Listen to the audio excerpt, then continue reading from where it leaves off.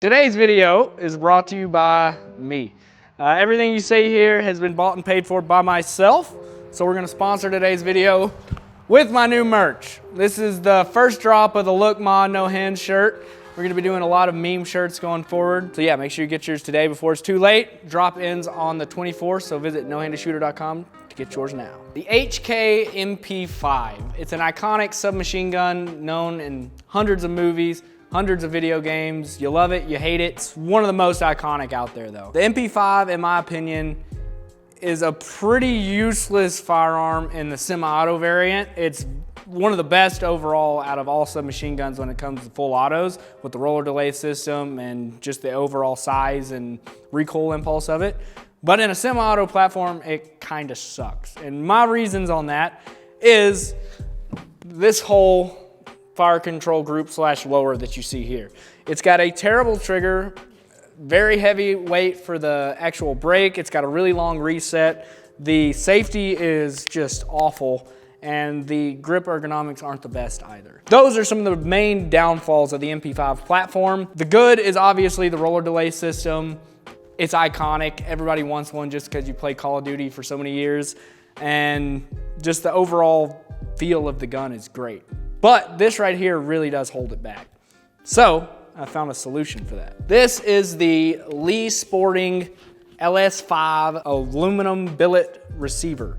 This is an AR-15 pattern receiver. When I say that, I mean it takes AR-15 triggers, AR-15 safeties, and AR-15 grips. So you can use any trigger, any safety, any grip that you want, and use it on an MP5. So now you have a roller delayed MP5 / AR pretty much.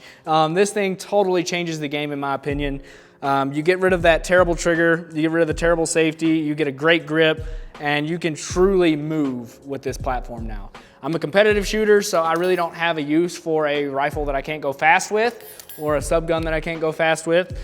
So I've really never branched out into different platforms like this too much until I found this Lee Sporting upper or lower. I've always wanted an MP5 because I was a huge Call of Duty guy, played competitive for a while.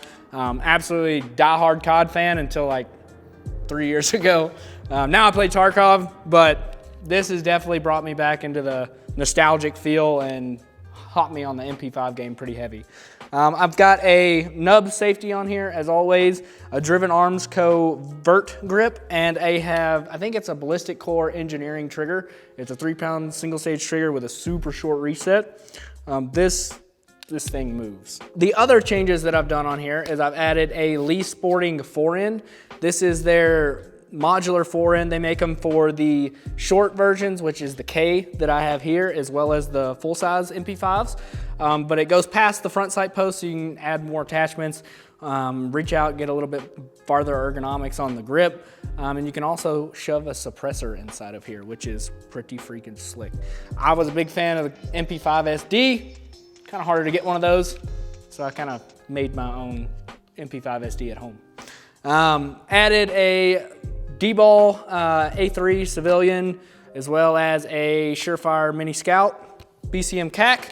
And then the worst part of this, in my opinion, is the SIG folding brace. No one really likes these, but that's something to be changed. Not a downfall to the gun. That's just what I had in my toolbox. And then of course, EOTech XPS2 with a Unity riser. So all firearms are tools at the end of the day, so it's good to have a purpose whenever you're picking out a firearm that you're gonna be purchasing.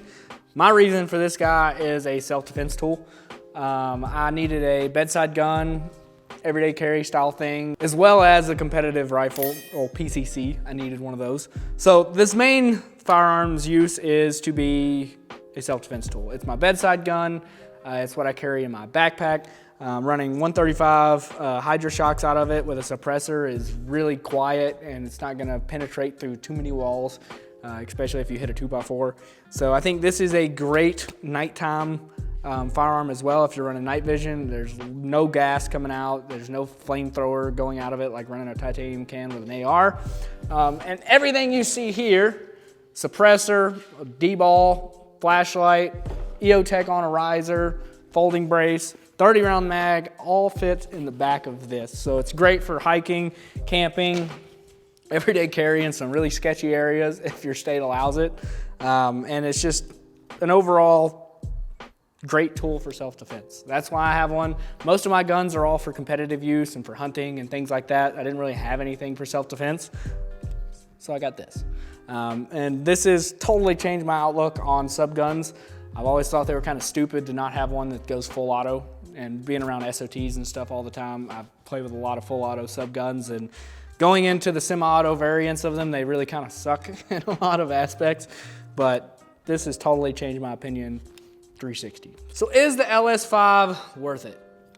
Absolutely. This has completely changed the way I look at the MP5 platform, and I'm going to be using this thing in so many different applications now. Like I said before, all subguns have kind of been just more of a nostalgic thing for me, and nothing really practical. This has changed the game completely. Got a whole new look on the subgun, and we'll be using this for so many things in the future. Running a roller delay system with an AR lower, it's what's there not to love. And with the 1913 back end, I can run whatever 1913 pattern stock or brace that I want. And the good part about Lee Sporting is whether you have a Century Arms or a PTR like this one or an HK, single pin, semi-shelf, they have the receiver for you. So quit running a crappy MP5 today and build this out.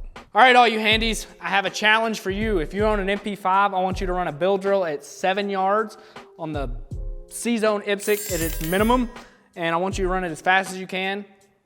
Whether it's your first run, your 100th run, I don't care. Just tag me in a video on Instagram, and I will send you a Look Ma No Hand shirt for the fastest.